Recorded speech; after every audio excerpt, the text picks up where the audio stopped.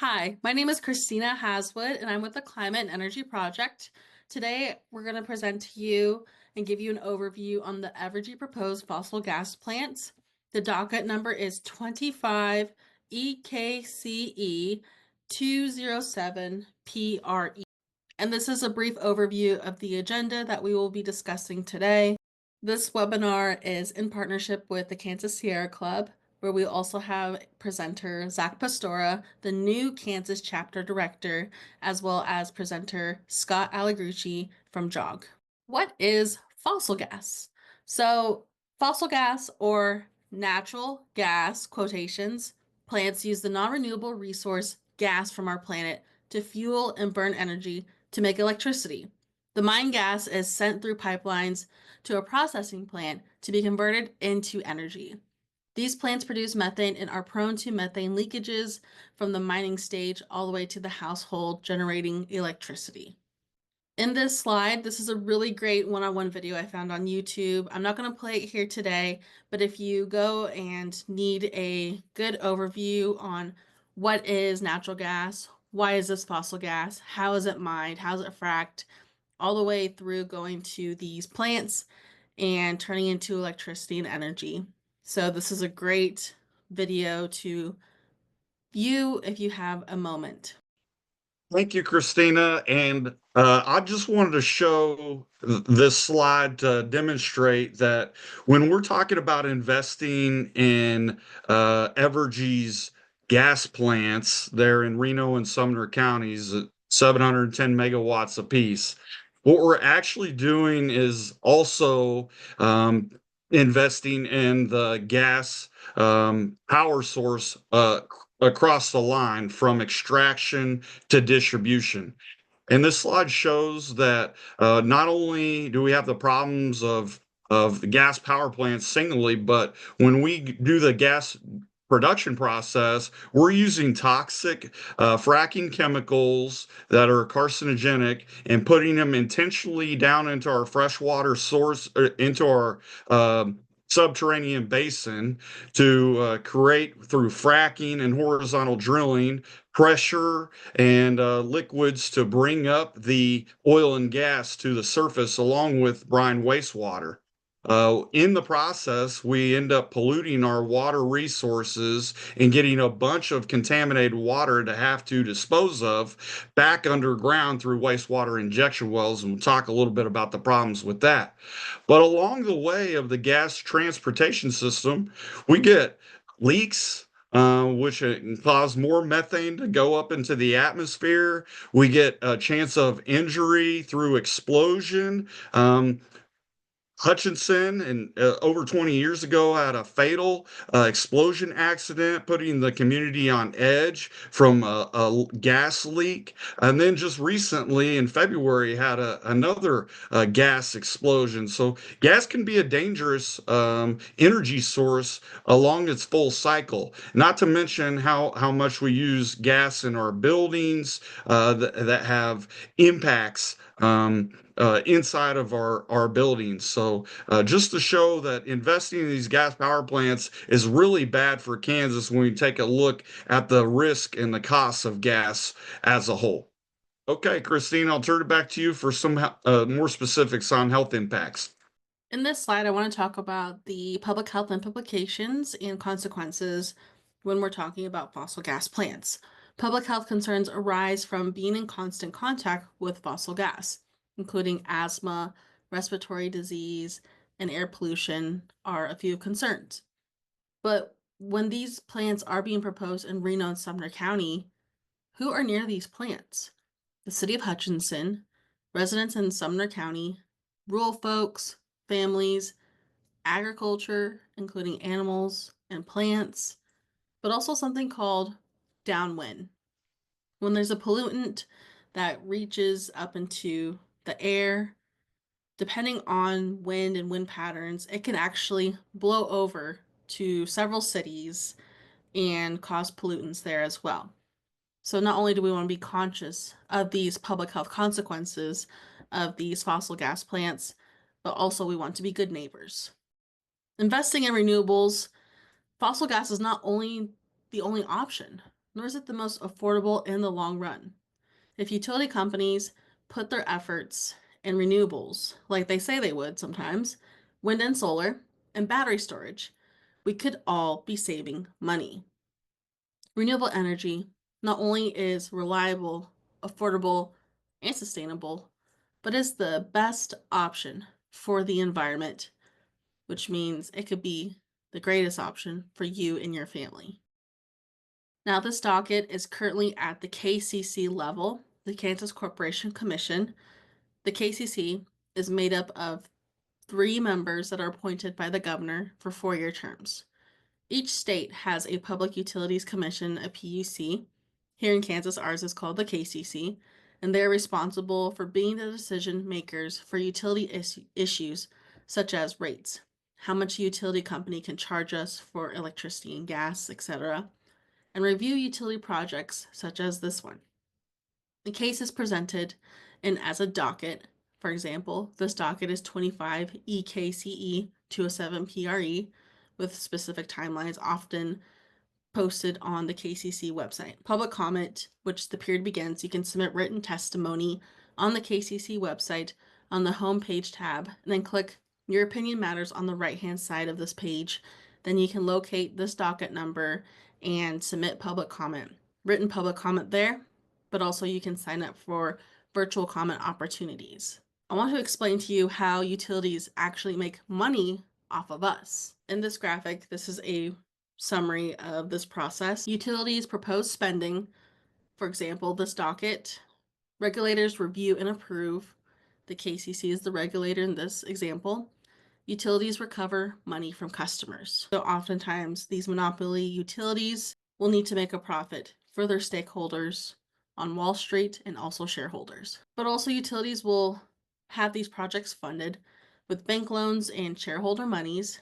Shareholders are people who buy stock, people and businesses who are financially invested in the company, and utilities make a significant amount of profit when they invest in gas projects in comparison to renewable energy projects.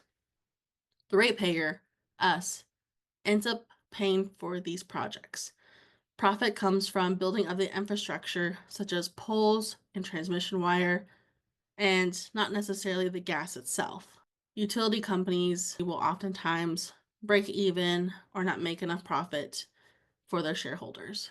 Utilities do not make the majority of their profits. And I like this diagram in this slide, the investor-owned utility model, which Evergy, a monopoly, is. On the left-hand side, you see utility spends profits from high energy bills to investors, and that gets circled down into investors push utilities to hike energy bills to suppress competition. This is also a system of why Evergy is a monopoly utility for many of us in Kansas.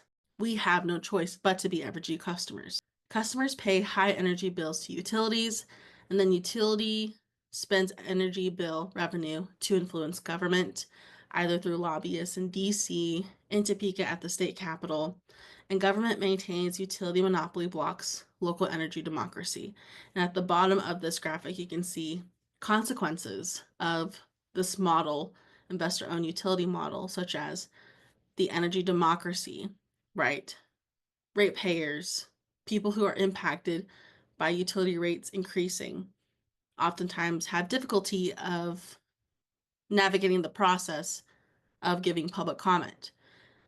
Sometimes these projects are not promised to local jobs and local labor.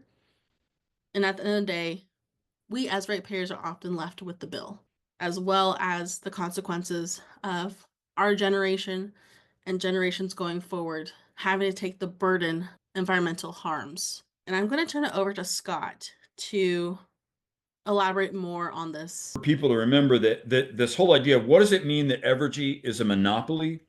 Evergy is a for-profit monopoly. So we have no, if you're an Evergy service territory, you have no other choice. You have to be an Evergy customer for electricity. And Evergy, as a for-profit investor-owned business, Evergy's purpose is not really to make energy. Evergy's purpose is to make money. And that's how America does it in general, right? I mean, although there are co-op utilities, there are other electric utilities in the state of Kansas that are not for-profit companies. KCBPU is a municipal utility. It's not run as a organization. There are rural electric co-ops that are not for-profit entities. Those are nonprofit entities. But Evergy is for-profit. So it's very similar, in my opinion and experience, to health insurance, right?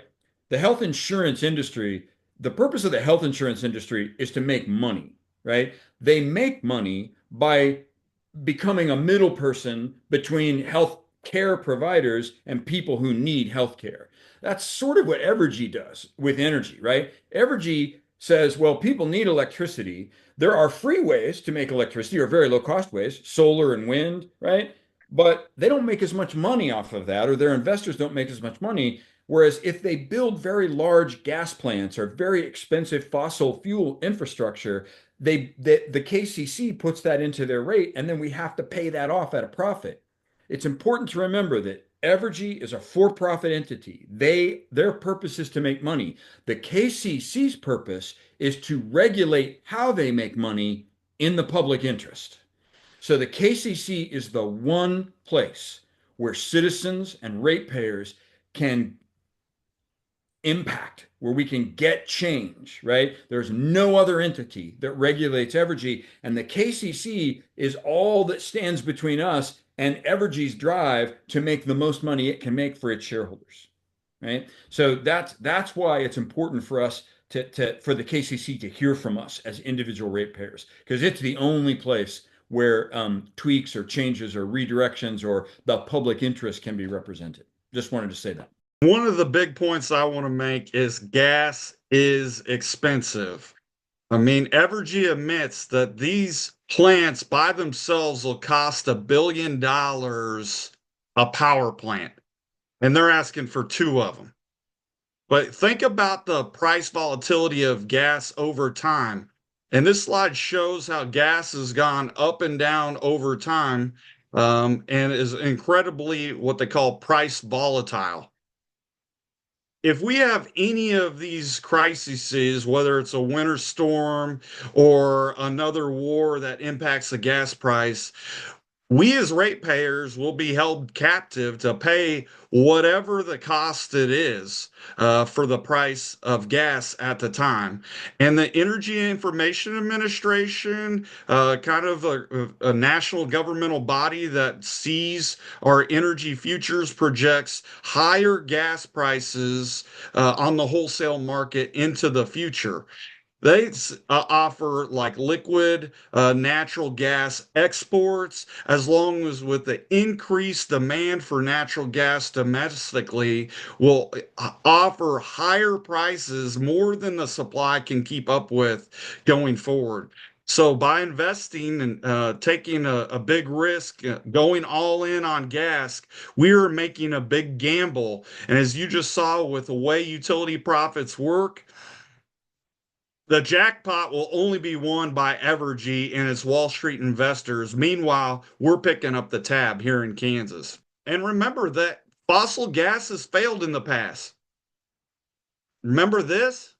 Winter Storm Uri, the freezing of the gas and the extreme problems that caused throughout the central United States, and then especially for Texas, where hundreds of people died. The gas wells froze, gas plants shut down, energy costs skyrocketed. Even people lost power and the ability for make modern day civilization nearly impossible. Those greatly affected. And so we say that fossil gas fails, and this is a slide from the Union of Concerned Scientists that showed five previous winter weather events where gas plants were responsible for a majority of the failures of the electrical system. You can see the different sources of electrical power between wind, coal, and gas, and you see by far gas failed the most.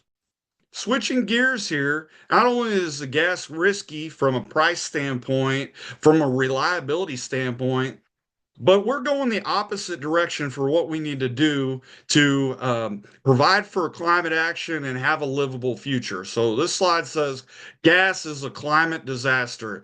It shows the opportunity for clean energy resources, as Christina outlined, invest renewables. We can do other things like help homes and businesses save energy, upgrade our transmission lines so we can get more energy going across our power system, as opposed to building high price, risky, dangerous, and a pollutant for the atmosphere and our communities resource like fossil gas. And so those are just a good example of how many more greenhouse gas emissions that we'll provide over time by investing in gas. Remember, methane is a potent greenhouse gas pollutant. Studies show that it's 80 times more potent than just carbon in a 20-year span. And as I mentioned earlier, that gets leaked across the system from extraction to distribution.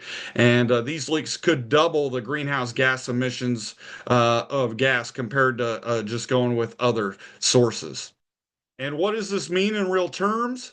Well, burning fossil fuels equals more climate extreme events, worsens the climate, and includes more costs. This is a slide from the National Oceanic Atmospheric Administration, NOAA, that details how many extreme weather events we've had over the last 45 years. And as you can see, we're experiencing more billion-dollar weather-related disaster events the closer to modern times as we had.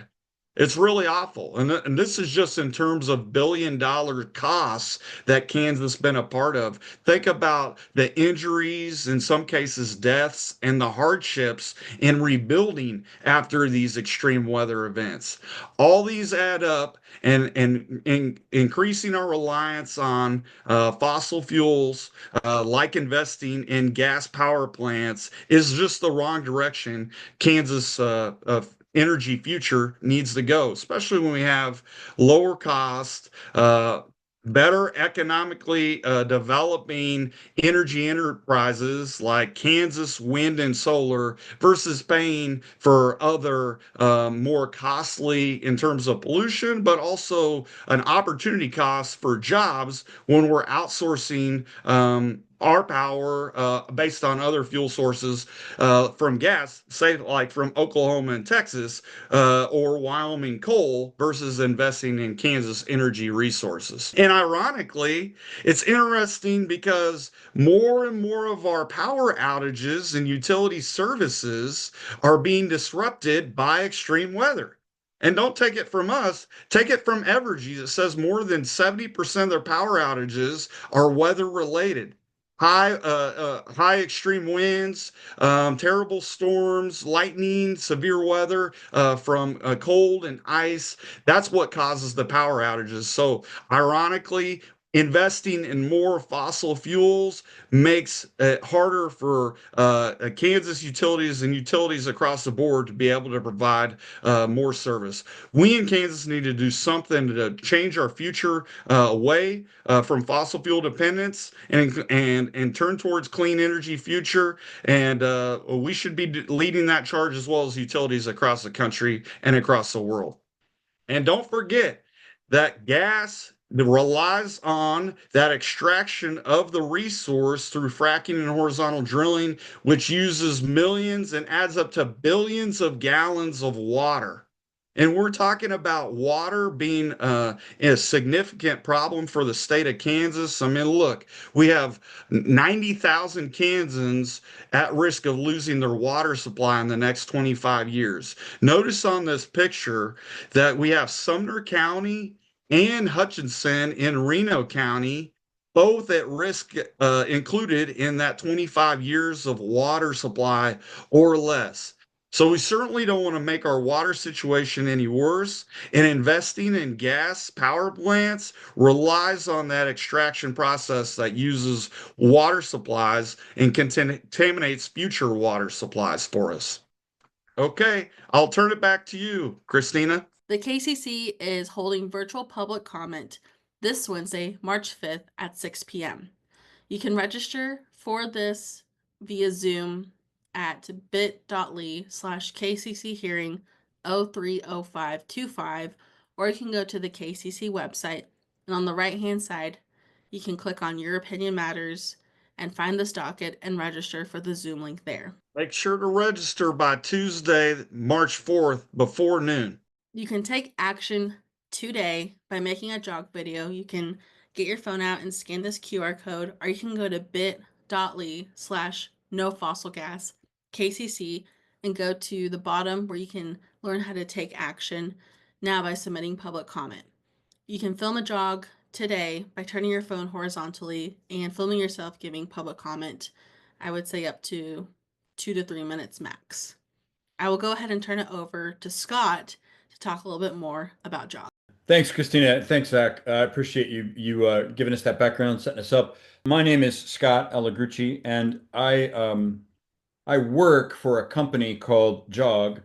I'm the strategic officer for environmental and public improvements at Jogg. But my background is in Kansas and in both public service, government, and advocacy. I've been on both sides of this dialogue for the last 20 years. I've worked for two governors. I worked for the Sierra Club Beyond Coal campaign. I was a multi-state campaign rep. I ran the Great Plains Alliance for Clean Energy, which is involved very much in the Holcomb coal plant fight. Worked for the Western Clean Energy Campaign. I worked for the Land Institute for a period of time. Have a background in entertainment, and that background is interesting in light of Jogg, because Jogg Studio it's a tool for gathering video, right? And using anything that takes images, a cell phone, or you can use a computer or a laptop, but it's grabbing video from the real world and moving it to where people can use it for better effect.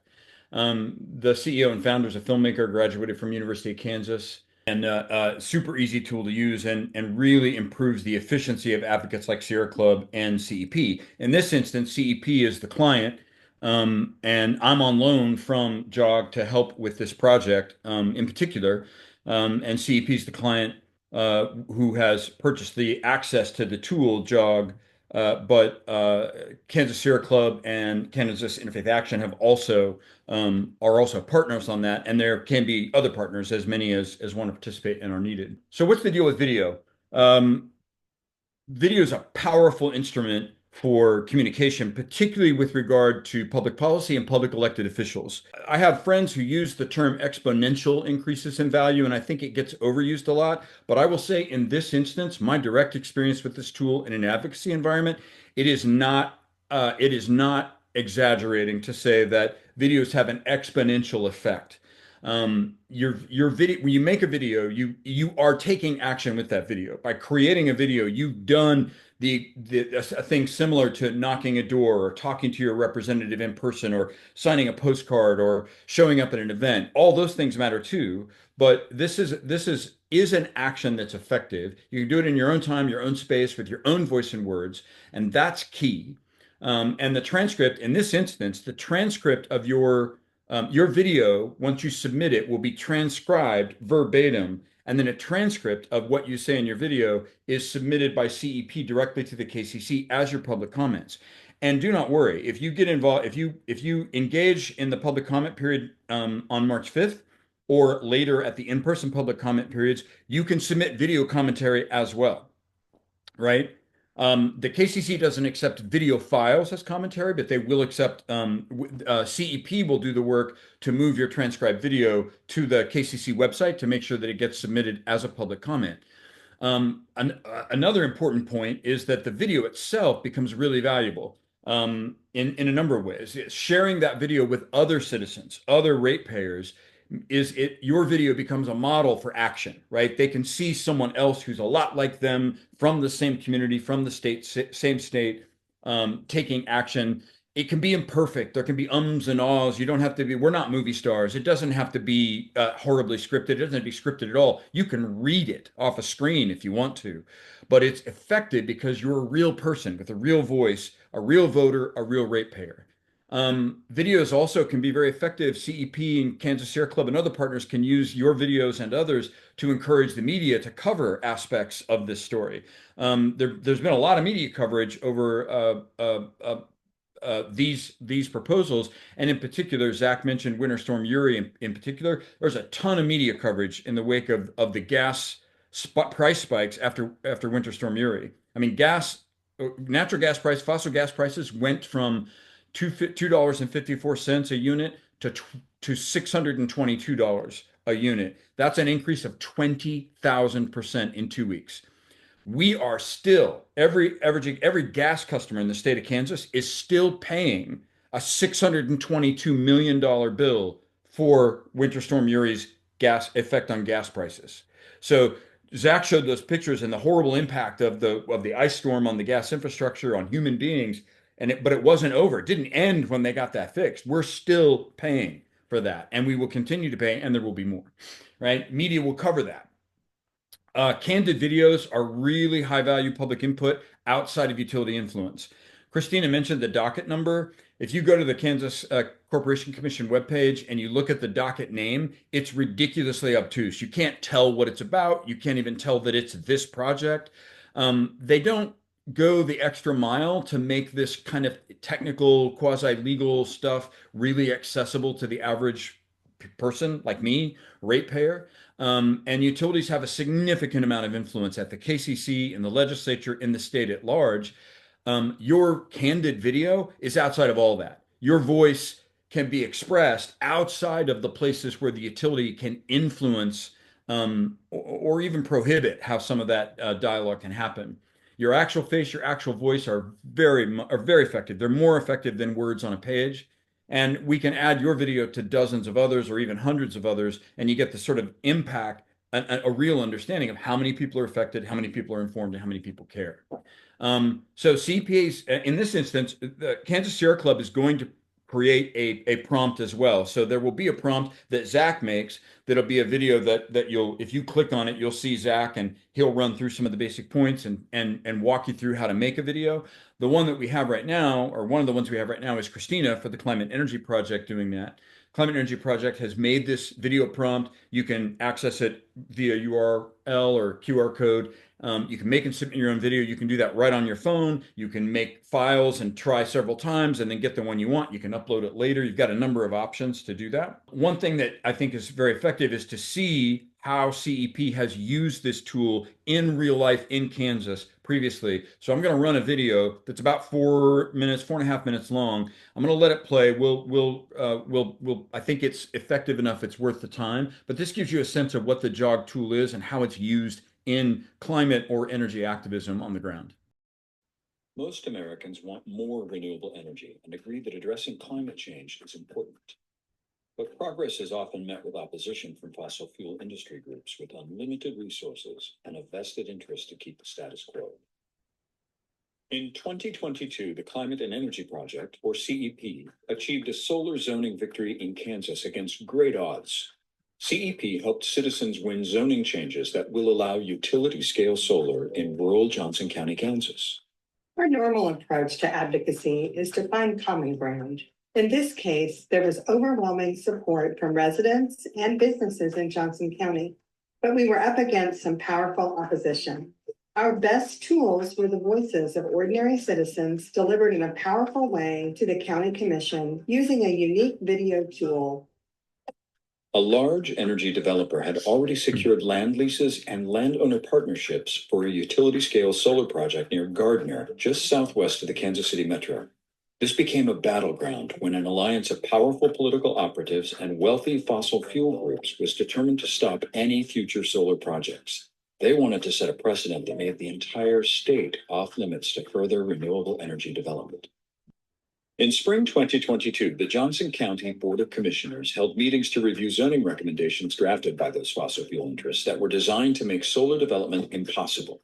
CEP partnered with other community organizations to help residents express their support for utility-scale solar. The goal was to convince the county commissioners to reject unnecessarily restrictive zoning designed to prohibit solar development in the county and instead adopt reasonable regulations that would allow utility-scale solar to move forward. 3 community events were held to inform and educate advocacy partners. During those events, CEP used a unique video tool called Jogg to capture residents' comments on video. Here's a small sampling of the nearly 100 video clips that were later sent to the Board of Commissioners.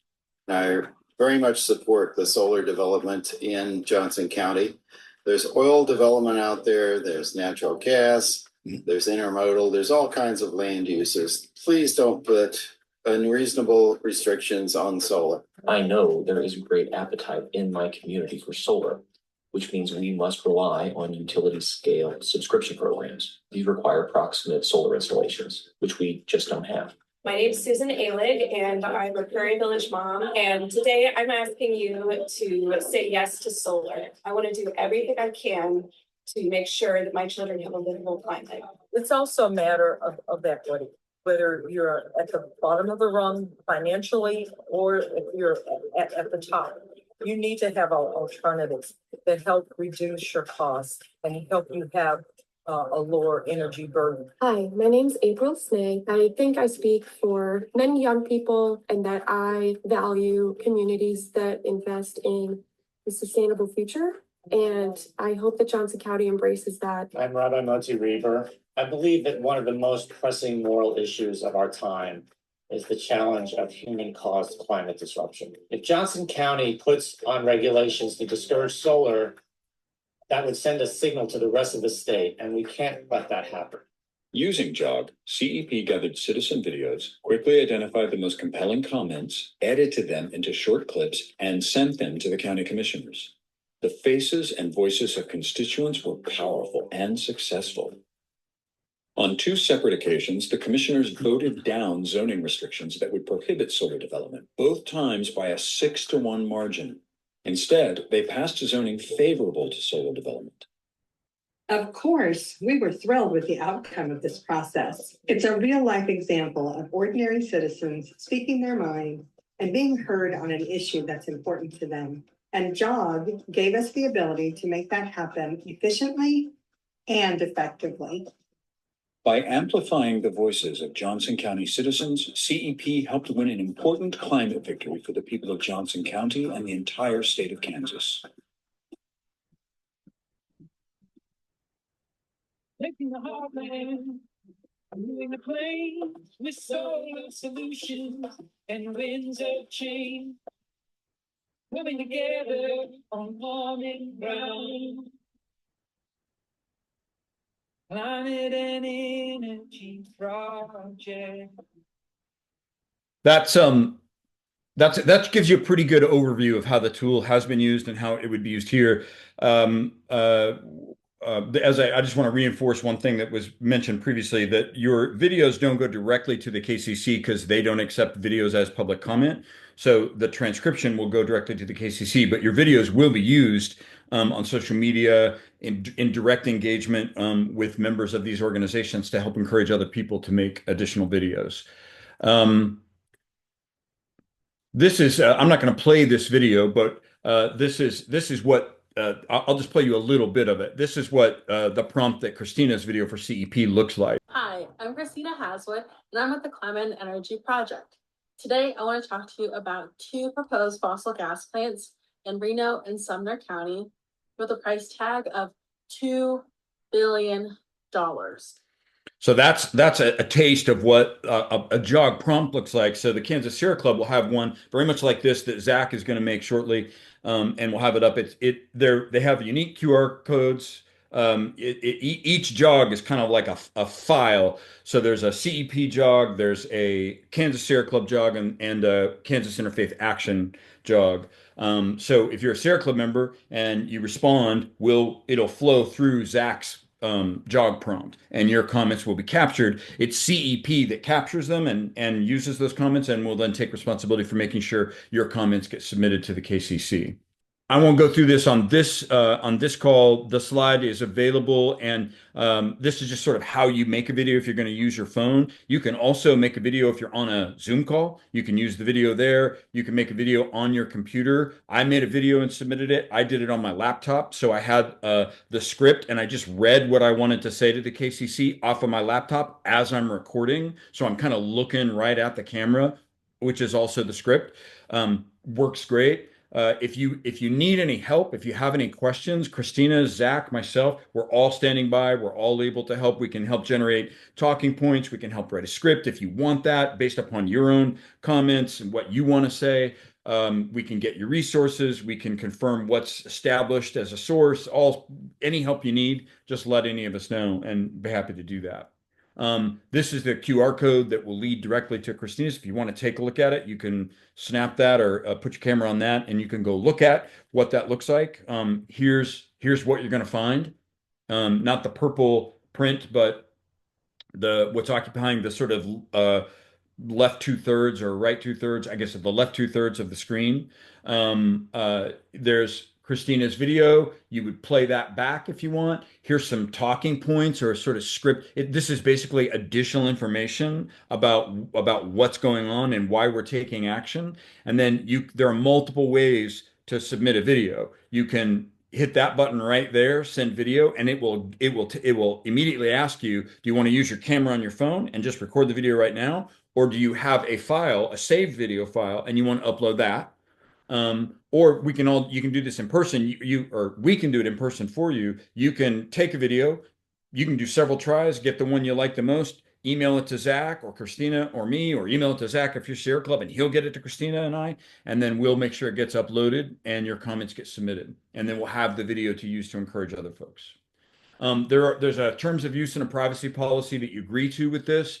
I'm not going to read through these. They're pretty simple, straightforward. Basically, what you're doing when you make a video and send it is you're giving the Climate Energy Project permission to use your video in accordance with its mission, which is, of course, in accordance with what the Sierra Club's trying to achieve, what KEF is trying to achieve, what all the partners are trying to achieve in this particular instance.